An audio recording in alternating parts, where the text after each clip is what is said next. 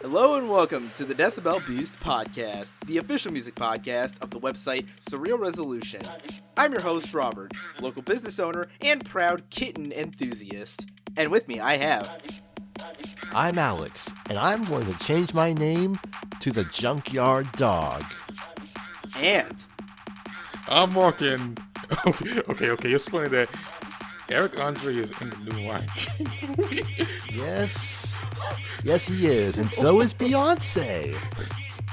And John Oliver, and She Would Tell Edgy 4, and other people. You know, I gotta admit, I've never seen a cast that good for something so pointless. I know, it's weird. But that's Disney. They just throw money everywhere. Heck, they even tried to buy part of Fox today, but that didn't really go through from what I heard. Yeah, I heard the same thing, but, like, geez, could you imagine, like, I heard it was going to involve, like, all the FX networks, so, like, Disney would have control of It's Always Sunny, technically, in a roundabout sense. Wait, does that mean we can actually get kitten mittens? It's always Sunny kitten mittens. Because, I mean, they sure as hell aren't going to sell dick towels. You know, that actually was a real thing for a while. So I heard. Yeah. Apparently it was a real promo. Off of it. Yeah. I finished the 3rd season today, by the way. Good. That's the most underrated season of Sunny. I didn't think the priest would come back. Oh, you will see a lot of cricket in the next couple seasons. That's gonna be fun. Yeah, that's true. But, anyway, so on to the formalities. How have you all been doing this past week? I'm broke.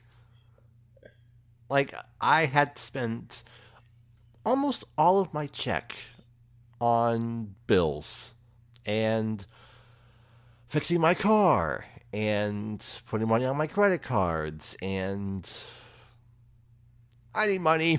I need money really badly. Hook your brother up. Don't we all need money?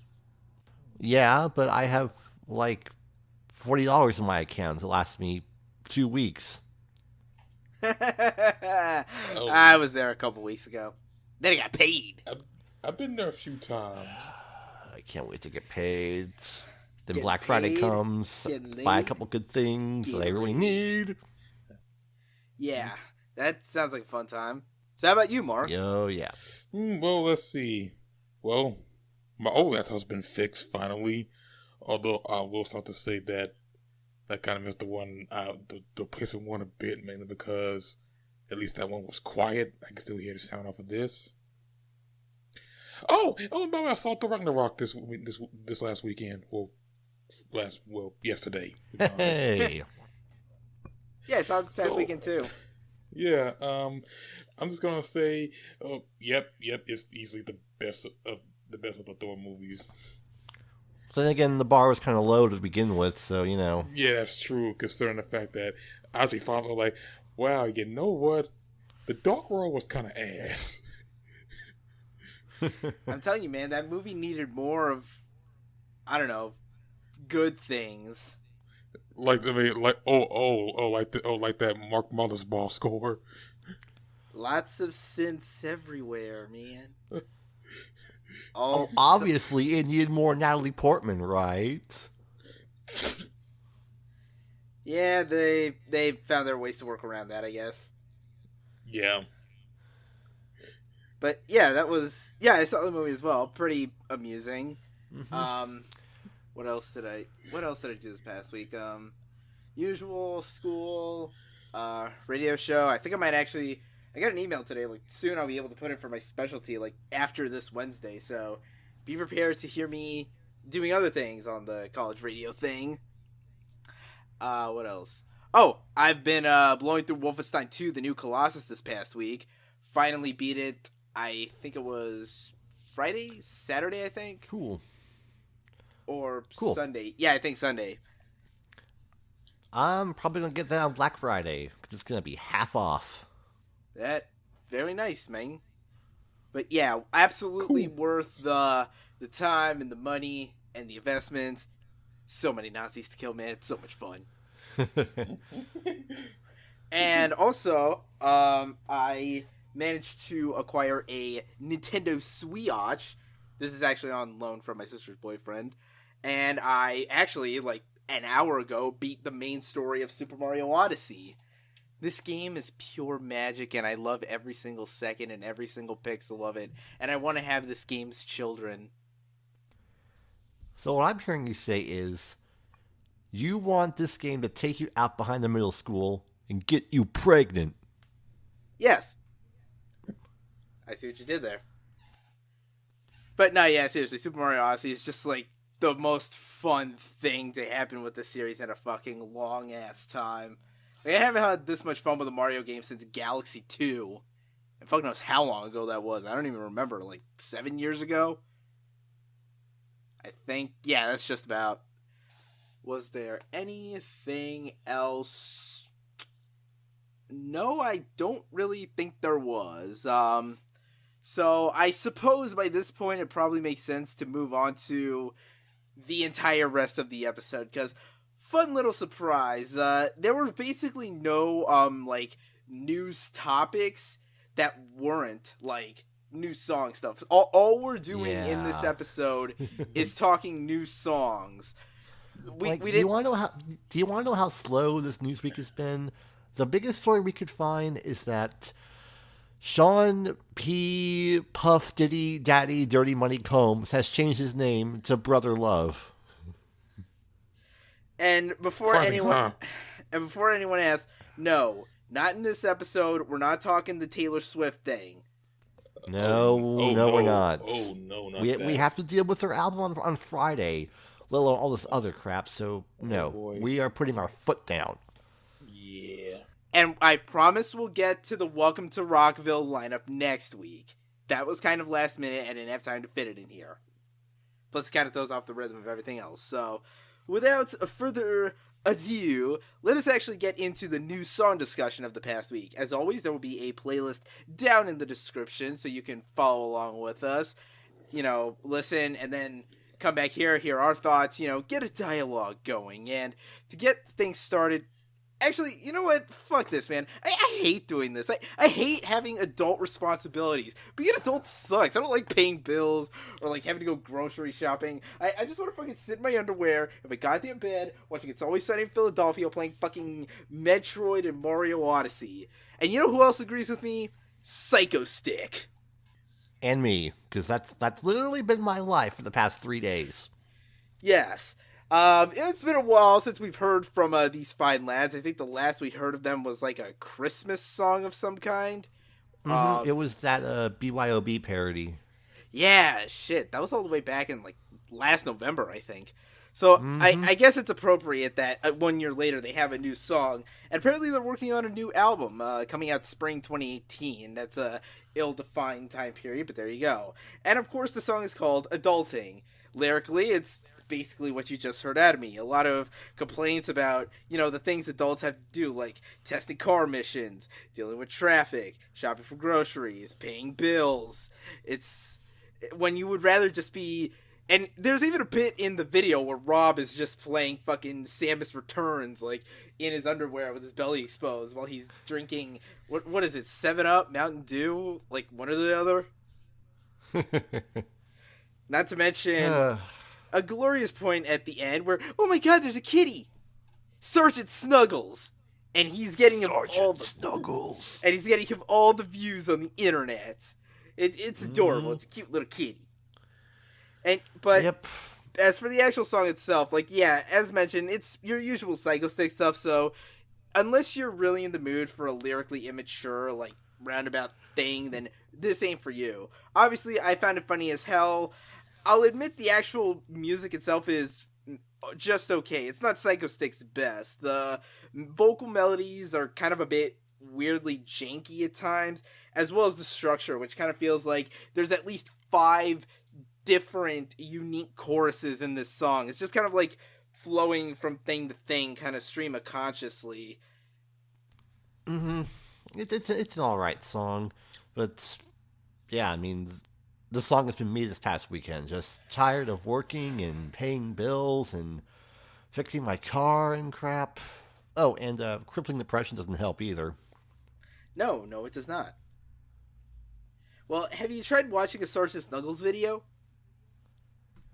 Eh, cat videos don't really do it for me unless they're jumping scared of a cucumber. I don't get it. But we'll move on. Okay, so moving on to the next song.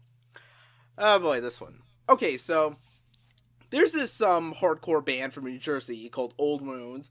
I kind of like them. They've got some pretty jammy songs, sort of in the same vein as like Expire and stuff like that.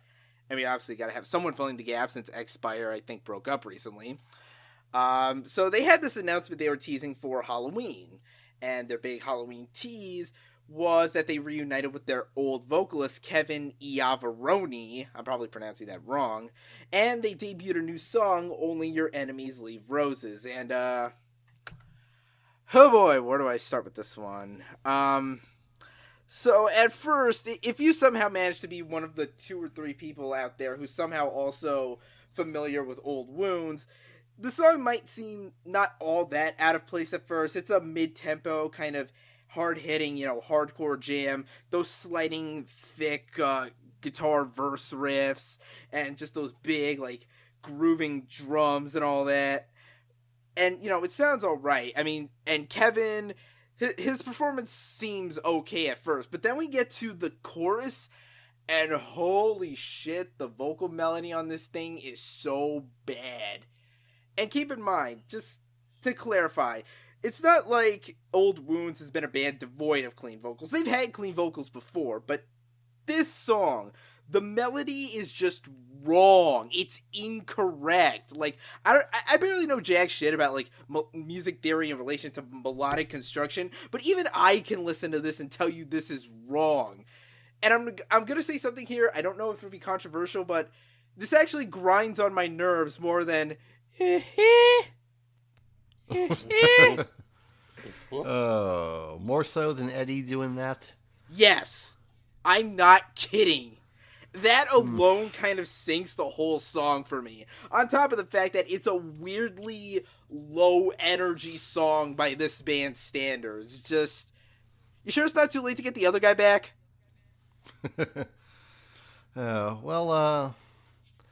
I'm not as familiar with this band as others are, or at very least you are, Rob, but it's okay. It's nothing I haven't heard before from other hardcore bands. And yeah, there's nothing like a singer leaving his band and returning less than a year later, am I right? That's probably a reference to something. No, it's not. It's actual fact. The guy left his band and came back literally less than a year later. Yeah, ooh, big return. But whatever, I guess we'll have to wait and see if this leads to a new album. But anyway, moving on.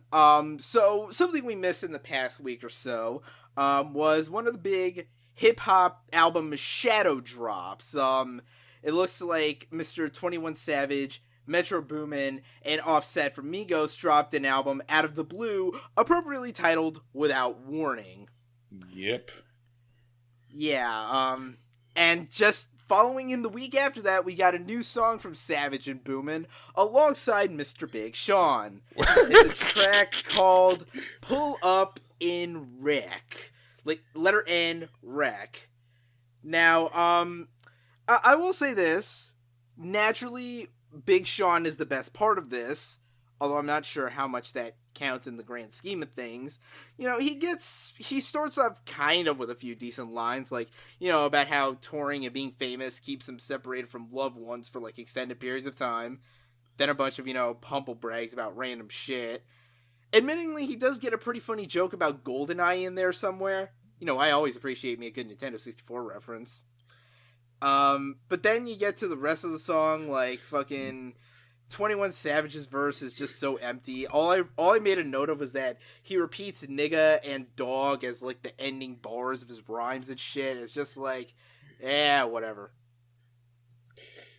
Okay, so isn't this song made the fact that, like, at first, like when I first heard Big Sean, like well back, I'm like, wow, this nigga is corny. And then right now, it's like, well, he's getting better, and well, this song, yeah, you still can see it gets better. I mean, I like some bars in there, like to ask the part when you swim with sharks. I'm in the car like Tony Stark's because I'm that smart.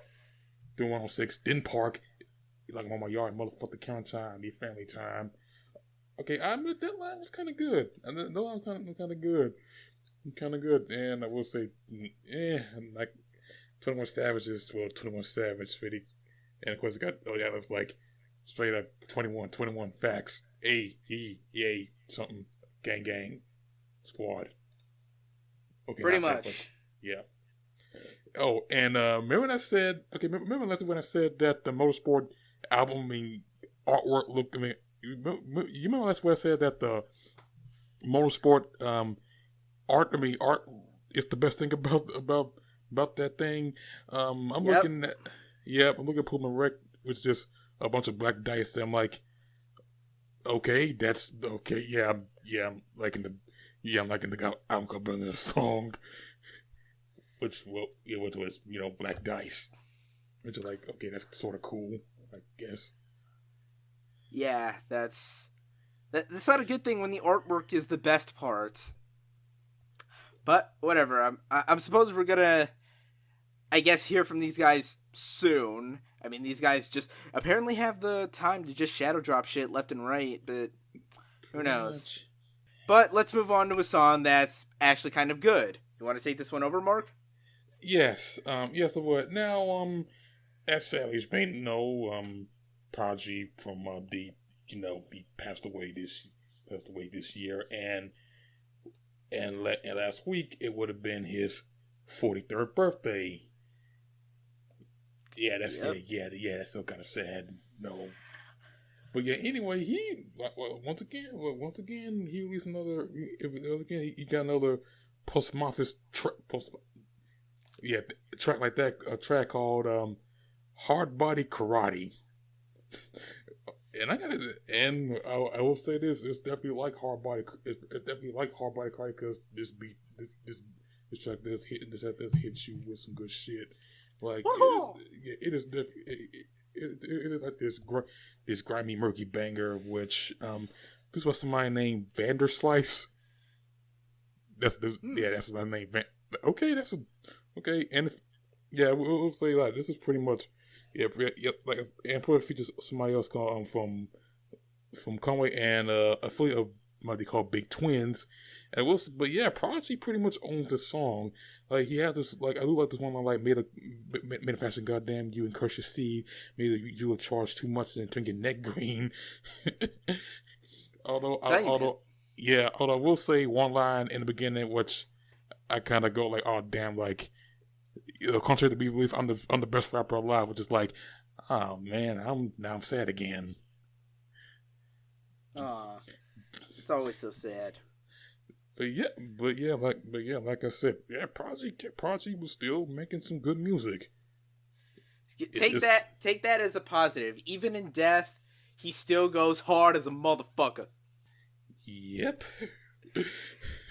And now, moving on to a song that does not, in fact, go hard, and possibly a case of too many cooks in the kitchen.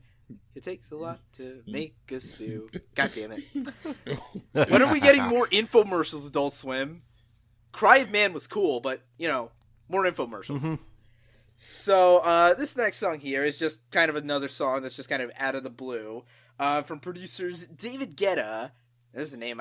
Did David Guetta ever really go away? I mean, I don't know. I think he just. I don't think go away. He just stood there and no one noticed him. It's like, hey guys, I'm here and all that. Okay, yeah, like that. But yeah, him, Afrojack, who is a person that I'm told exists. Featuring Miss Boom Clap herself, Charli XCX, right. And our good old friend French Montana. Oh. As opposed to Scandinavian Montana. Or Canadian Montana. Or Hannah Montana. I knew he was going to say that shit. Hannah Montana. I'm sorry, I instinct at this point. But yes, the four of them, along with some light touches of Skrillex apparently, came together on a song called Dirty Sexy Money. Now, okay, this song is just kind of... I'll say Charli XCX is technically the MVP here, but that's kind of grading on a curve. Like, for the most part, her performance is okay. I noticed it's kind of missing a bit of the drawl that she does on, you know, some of her bigger hits like Boom Clap or her verse on Fancy. Which, it's not a bad thing. She's clearly trying to, you know, develop as a singer, move past that cliche. Sorry, something on my throat. Then you get to the chorus, though, which has this really annoying, stuttering, chipmunk squeak synth, and her vocals are cut up to literally just attack you, like, in rhythm with it. It's kind of like listening to, like... It's like listening to the fucking, like, from the Friends theme, just, like, with the fucking gain cranked up to infinity. It's like a hammer to the senses. And French Montana... He barely does shit on this thing, man. Whatever, yeah. This is just a song that's there. Yeah, all I gotta say is, well, Charli XCX was a highlight. That's it. Oh, and as French Montana, yeah, he's got much personality as a, I would say Rock, but no, Rock got more personality than him. Lotion got more personality than him. He has about as much personality as the actual state of Montana. Even the smallest violin in the world, like it could be on my finger, and it has more personality than French Montana. Yeah. Just, I'm not even sure what the point of this is. Like, does Guetta have something cooking up, or Charli XCX or something? Why? This Afrojack got shit coming up. Is Afrojack part Afro Samurai, part Samurai Jack? I wish I had money for this Blu-ray. Don't we all? But anyway, let's move on to stuff that's actually more interesting. This is the Adult Swim singles portion of the podcast, where we actually have two singles from this past week. Don't worry, both of them were scheduled to happen, so obviously we knew this was happening. Yeah. First of these, from an R&B singer that I've never heard of. Her name is Bosco, which, I swear to God, wasn't that the name of the dude from The Flash? No, wait, that's Cisco, sorry. And she's dropped a little tune titled Mortal Kombat, which is the second best Mortal Kombat referencing song I've heard all year. The first, of course, being Thundercat's Friend Zone. I'm all about that, John. Here. Sidebar, did any of you see that video of Thundercat performing with Stephen Colbert's band? He was dressed up like Gohan.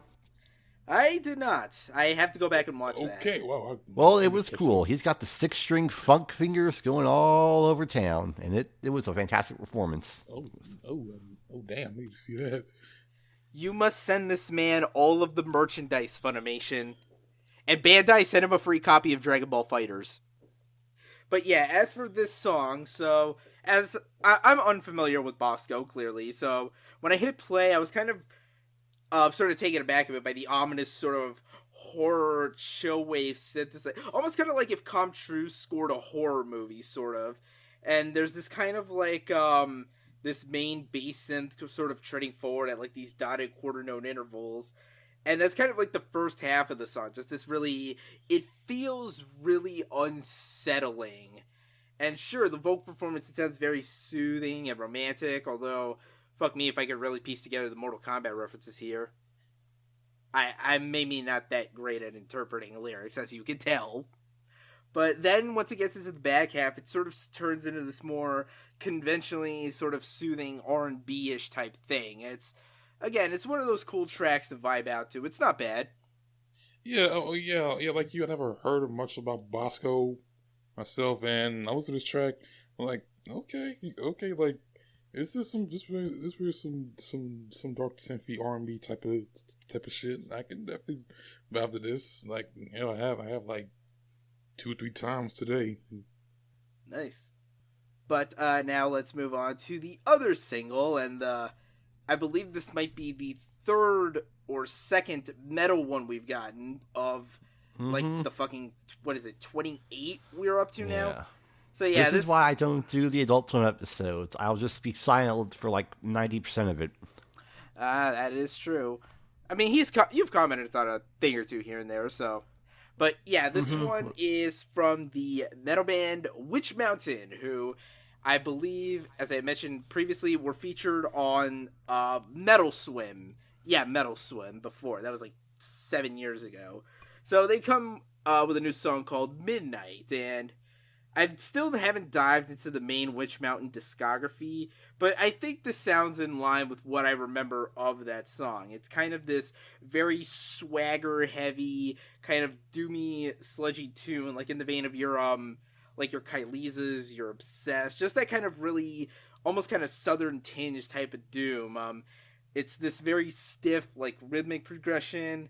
It's kind of monotonous a little bit, you know, but once it gets up to the bridge, that's when things start to pick up more instrumentally. Like, the drum fills become a lot more dynamic. There's these little bits of harsh vocals.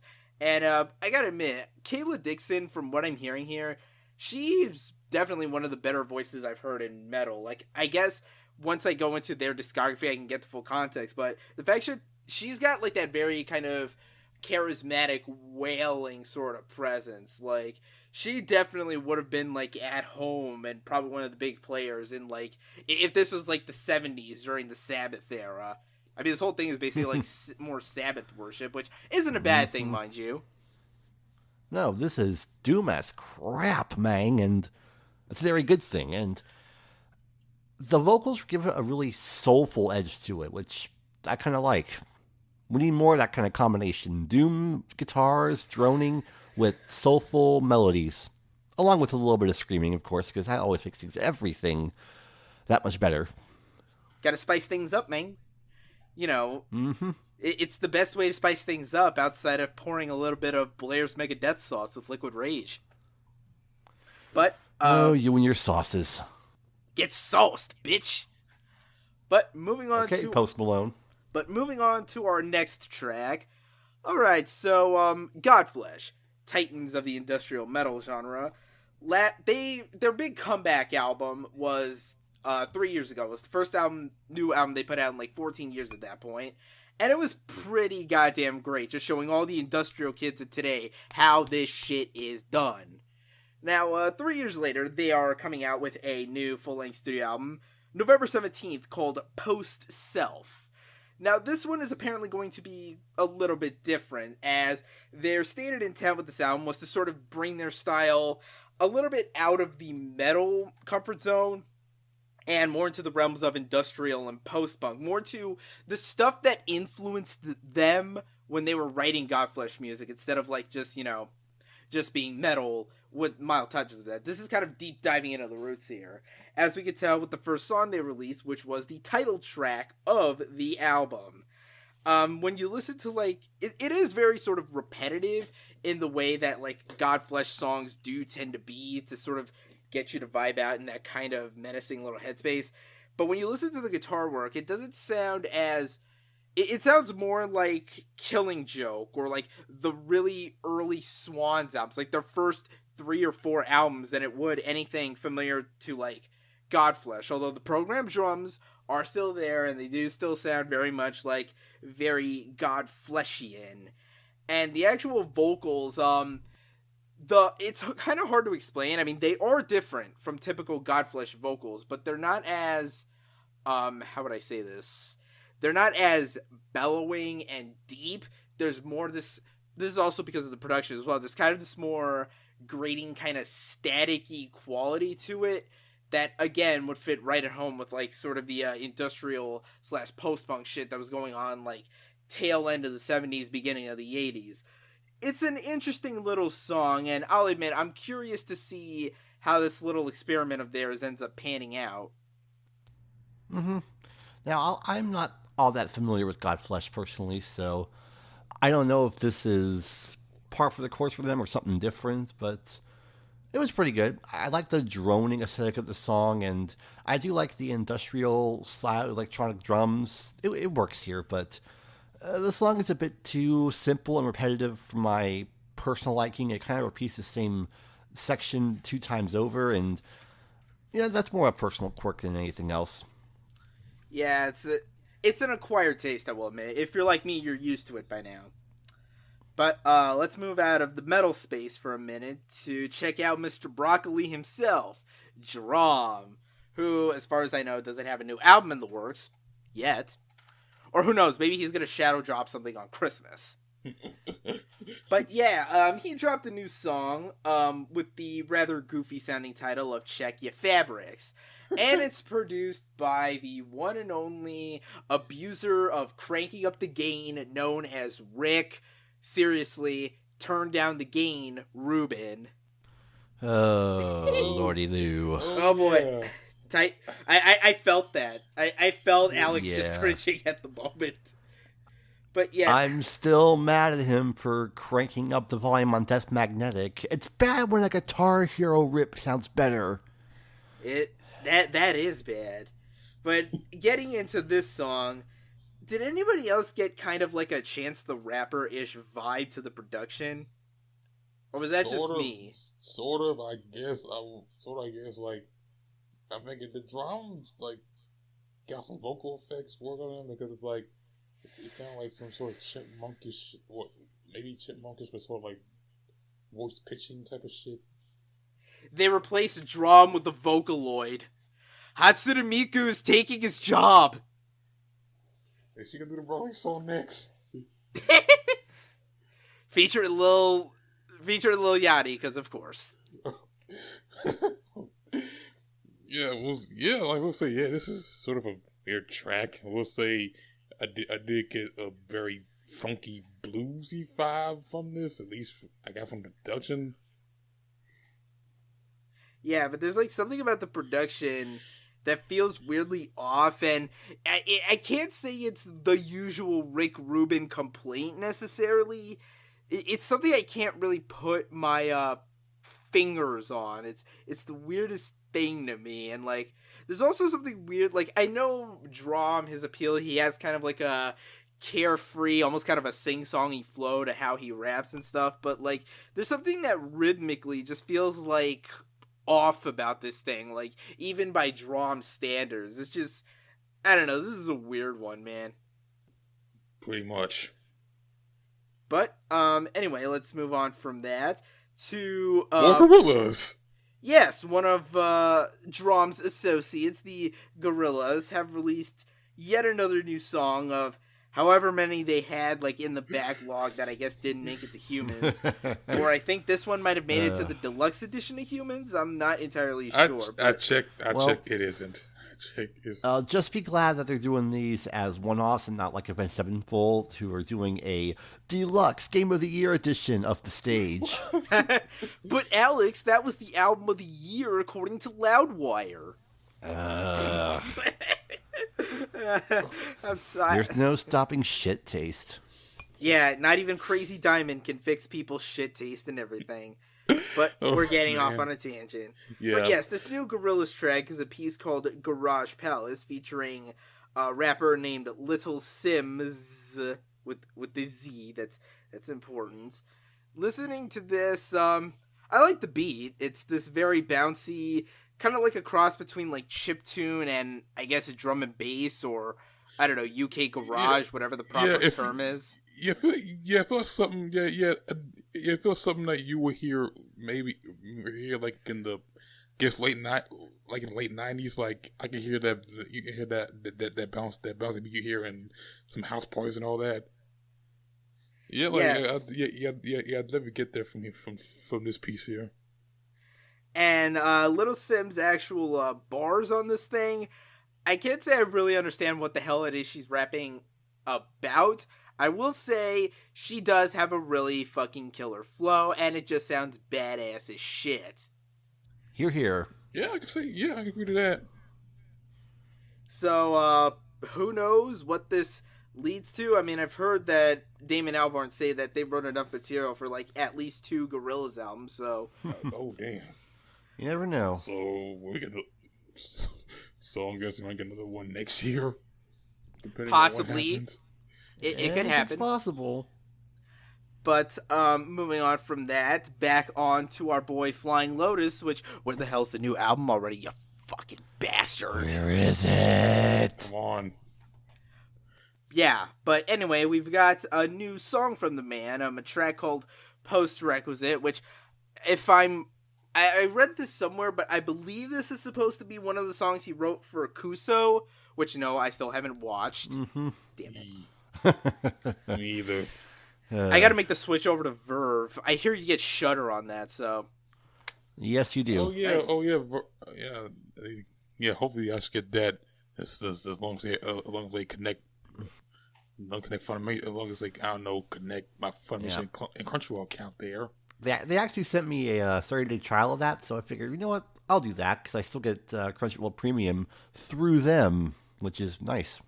Not bad. You're making those shill connections work. Yep. Shill. But yeah, as for Post-Requisite, it's about what you expect from the Lotus. The percussion, the drum beat of it is all very, shaky, clattering, lots of, little touches and accentuations sort of layered in these really interesting spots. The dreamy synths and the off-kilter bass line, lots of bleeps and bloops, glitched out electronics, very unsettling but soothing at kind of the same time. The unsettling part of which is not helped by the visuals of the video, which, I'm pretty sure is just stuff cut from Kuso. It's so scary. Yeah, we should have watched that for Halloween. Instead, I made the mistake of always watching a Marble Hornet story, which was bullshit. But I don't have time to get into a rant about that. Yeah. Yep. The track actually feels like a good outtake from You're Dead. It has that same groove and vibe to it. Not a bad thing either. That bass line, Yeah. That bass line. Yeah, but I do feel like there's something left from Your Dead because they get the same vibe from that album a few years ago. Now we just need to know when the next Flying Lotus, or when we're finally getting that Captain Murphy album. Come on! Time's a wasting. We can't wait on this and a new Tool album. Conway,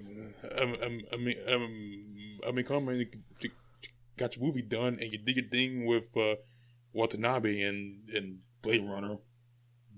You can make the album now. Yes, you can. But moving on to guys who pretty much never run out of material, they just seem to cranking out ad infinitum. Wow, we're kind of on that streak now, is it? So first off, there's this producer guy named Statik Selektah. He gets around. He gets around quite a bit. I know he's produced with guys like Joey Badass and Action Bronson. Yep. And he's dropping a new album, his 8th studio album, titled 8, which is coming out on December 8th. And we got the first single from this album, which is Puts Jewels on It. And as that name might imply, as your context clues might infer, this is a song which features the fine gentleman known as Mike the Killer and L of P known as Run the Jewels. Yeah, and this one is... Well, the actual beat is that kind of this jazzy film noir type of thing. The bars are, again, the usual. Mike and Elle are basically the most awesome people in the world, and you do not fuck with them, or they will kill you, and then they will, I don't know, do other things. Probably smoke weed as well. But there is one thing that stands out to me, and it's the last 30 to 40 seconds of the track, where Statik basically just works in a sort of wiki kind of sample of the chorus of Mike's verse, specifically from the song Lie, Cheat, Steal, Kill from RTJ2. Who would have run that, man? Everybody's doing it. All I gotta say is this beat is killer, Killer Mike is killer, LP is killer. This song is fucking amazing. Hear, hear. Great production loops and some hot verses from Elle and Mike. How do these guys just keep having fire material? It's crazy, man. Yeah. But, moving on from that, alright, so our next 2 tracks are from albums that are coming out on December 1st. Very beginning of December. That's kind of interesting, funny. And I assume Alex is going to be more interested in this one, so I'll let him cover this one first. The U2 album? Yes. Oh, right, the U2 album. I kind of didn't know what you were talking about there. So yeah, U2 are coming out with a new album, Songs of Experience, on December 1st. Thankfully, not to everybody who has an iTunes account, like me. What were they thinking with that? But yeah, they've come out with the second official single of this upcoming album, Get Out of Your Own Way, featuring an outro from our boy K-Dot, Kendrick Lamar. Kung Fu Kenny, bitches. Okay. Yeah. I guess he turned the favor that he did since U2 was on his album. Mm-hmm. And this track it's alright. It feels like something left over from All That You Can't Leave Behind, aka the album A Beautiful Day on it. It has that same flow and groove and boom, boom, boom, boom, boom, boom, boom, drum beat to it. It's very upbeat. And, well, it's always great to have Kendrick drop a few lines at the end. Good on you, U2. Good on you. You know, it's probably been a while since I've listened to U2, but from what I understand of them, from what I recall, aren't they supposed to be one of, like, those big, like, arena rock bands, the kind that write and perform music that works best in, like, big stadium context? So why does this thing feel, like, so low energy and, like, quiet? Like, well, I mean, they have been around for over 30 years. Over time, you do get a little tired. Yeah, but, like, here's the thing, though. Okay, so in the verses, the vocals are very delicate, and the guitars are very sort of ambient, floaty type of stuff. There's the programmed drums, and it's not like the drums are even playing a particularly complicated beat, so I don't know why they're programmed. But you listen to that, and then once it gets into the chorus, it feels like it's supposed to be this kind of triumphant, anthemic, arena, fist-pumping, fuck yeah, type of thing, but it hits about as hard as, like, a kitten wearing mittens, basically. Yeah, I'm just here for the Kendrick Lamar verses, okay? That's on you. This song very clearly needed more Kung Fu Kenny. Clearly. Then again, everything needs all more songs, Kung of Fu course, Kenny. need more Kung Fu Kenny. Yeah. Jinx. In fact, you know what would make the music of Death Grips better? If there was Kung Fu Kenny. No wonder he's getting so many features lately. Damn right. But now moving on to the other December 1st release. This one I'm more interested in than perhaps maybe Alex, but we'll see. Now, it's been 5 years since the release of Autotheism, which I believe was the third full-length studio album from progressive tech death metalers, The Faceless. So, just think about it. The last time we heard a new album from these guys was the same summer, and if I recall specifically, like 2 or 3 months after The Avengers came out. Not Age of Ultron. So, these guys finally, they released a song on Halloween, also announced that they are releasing their new album, In Becoming a Ghost, out on December 1st. And we got the first single, Digging the Grave, and this is a weird one, even from what I know of The Faceless. And for the record, I do really like Autotheism as an album. I think it's great. So this thing opens pretty much right from the word go. As soon as you hit play, it just assaults you with, like, this almost kind of black metal screech. Okay. With, you know, the very fast kind of thrashing drums and, you know, guitar riffage and bits of noodling and this unnerving sort of lead guitar melody. You know, with the kind of triplet progression that it's kind of going for. And the song even finds ways to work in these kind of, almost these orchestral stings specifically, like the kind of sting you hear in a jump scare in a horror movie almost. It's very trying to be all symphonic, like, it's like some weird halfway point between, like, the Japanese avant-garde metal band Psy and, like, Nightwish or something. Yeah, I know, like, what's the opposite of name dropping? But, you know, you're going through that, and once it gets up into, there's a couple breaks or two in there, like, where it sort of goes into this more slow, steady, kind of clean part, like, the usual clean breaks that you would hear in any sort of Attack of Death song. A little bit of guitar solos, then once it get past 3 minutes, that's when things, pick back up in speed and power with just the big... This is where it gets more like the Nightwish end of the spectrum with this vast, sweeping, almost kind of fantasy-like orchestra. And then, it gets even more crazy about, like, at 3 minutes 40 seconds, with the inclusion of the most metal instrument of all time, the flute. Yeah! With blast beats. And all I gotta say is, it's still more metal than Jethro Tull.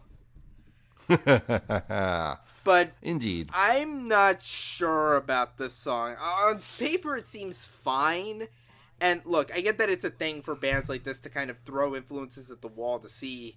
It's kind of just throw everything at see what works. But there still kind of has to be a coherence to everything. And this just kind of seems like it's Frankenstein kind of stitching parts together. It's just... I don't know. I'm not feeling this one, dog. Yeah. Well, I'm not all that familiar with the Faceless personally, so I can't really say much other than just talk about the song itself. And this song, in one word, is metal. With a real nice groove, some menacing film-style instrumental section. That's what it sounded like. It sounded like it was lifted from a film score. And then, of course, the blast beat flute solo. Fucking awesome. Well, I mean, you got time. Like I said, they only really have like 3 albums out. Plus, I think they're still on Sumerian, so maybe you'll find something in there you like. I'm sure I will.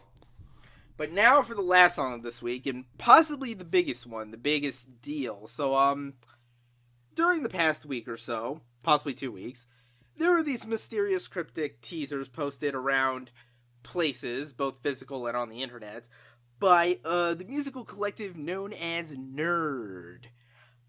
These were teasers that were just teasing this ominous phrase, "No one ever really dies." You see what he did there? You see what he did there? That's an acronym for nerd. Anyway, so people were wondering for a while what this actually meant, and we finally got the answers this past weekend. They released the first new single, technically in 3 years. This song is a collaboration with Rihanna called Lemon. And they announced the first new album, which has the aforementioned title, No One Ever Really Dies, that N.E.R.D has put out in 7 years. In fact, they unveiled it via a full showcase. I don't know if it was a performance or a listening party, but they showcased the entirety of it at Complex Con. Of all places. Oh, damn.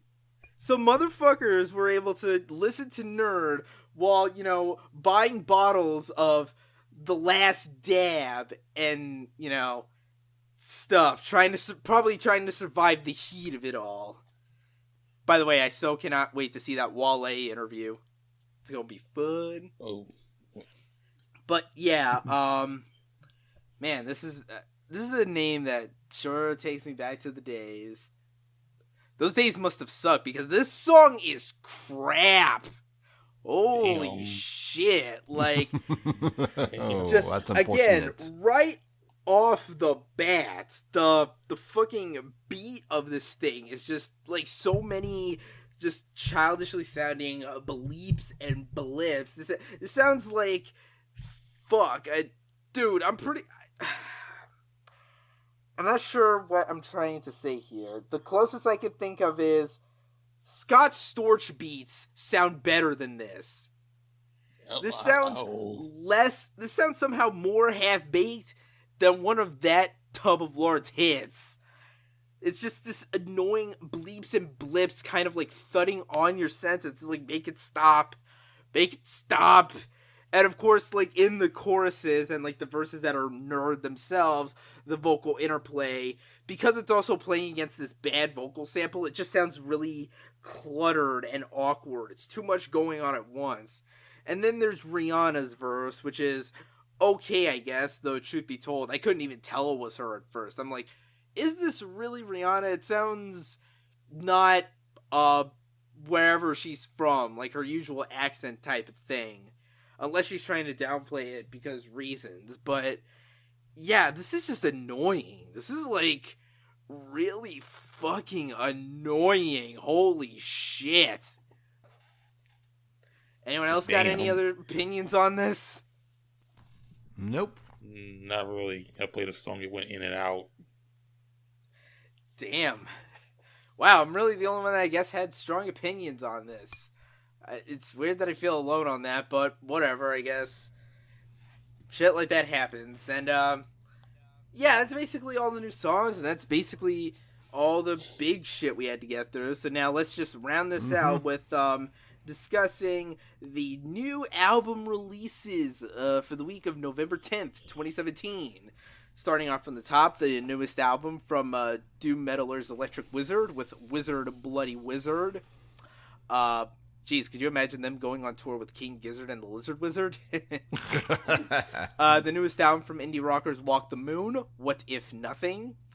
The newest release from professional Swedish sad boy Young Lean was Stranger. The first new album from post-hardcore act Quicksand in 22 years with Interiors. The newest full-length album from synthwave producer extraordinaire Dan Terminus with Automated Refrains. Apparently there's a new album from Seal called Standards.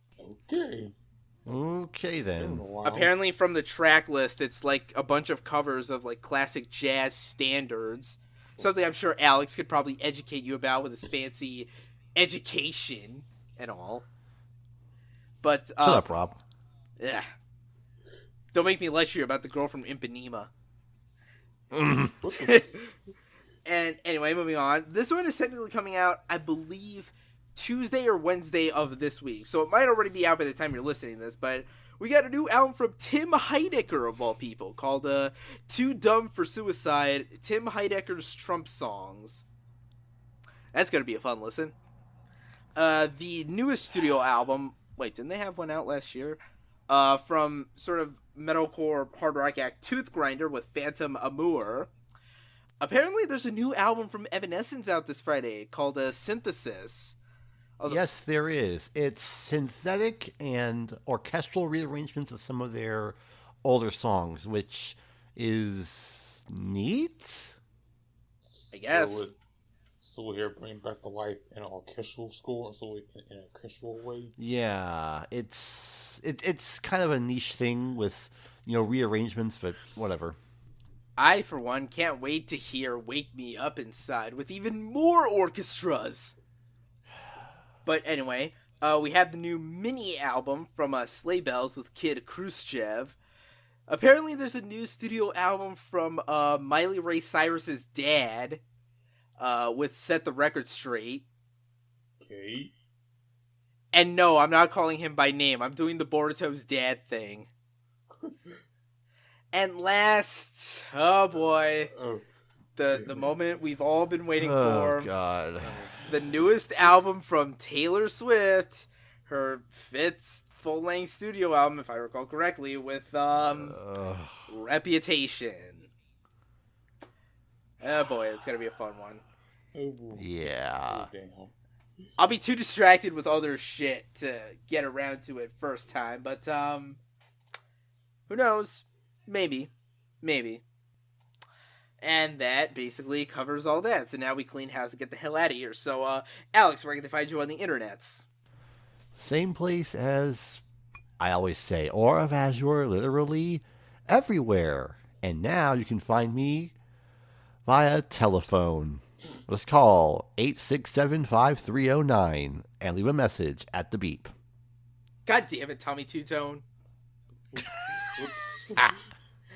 Mark, what about you? Of course, you can find me on Twitter and Curious Cat via Hybrid Media as always. And on my site, The Mind of Hybrid One at thehybrid1.wordpress.com. So, I viewed Thor Ragnarok. The first time I did a movie review in 4 months. Damn. But anyway, as for me, you can find me on Twitter, Instagram, and CuriousCat at Rob Barracuda. Email me, robert@surrealresolution.com if you have questions, requests, inquiries, and dank memes about music and stuff, man. Subscribe to the podcast on Google Play and iTunes. New audio-only episodes go up every Wednesday. Video goes up every Friday on the official YouTube channel of Surreal Resolution, which you can find by searching Surreal Resolution on YouTube, obviously. Subscribe and hit the bell tab so you can always be notified whenever new episodes of the podcast go up there. Be sure to visit us on the main site, www.surrealresolution.com. Follow us on Twitter at SurrealRezo. Like us on Facebook. And be sure to go to decibelboost.surrealresolution.com where you can find the archives of all our past episodes. Don't forget to listen to our other great podcasts if you like gaming, Training Stage, movies, Salty Flakes, anime, Podcast ONA. Check out a lot of our great written content. I had reviews of the latest remix EP from Survive with RR7387 and the new Weezer album Pacific Daydream, which I will elaborate on more in the album roundup that we're doing this week as well. So, keep an eye out for all that shit.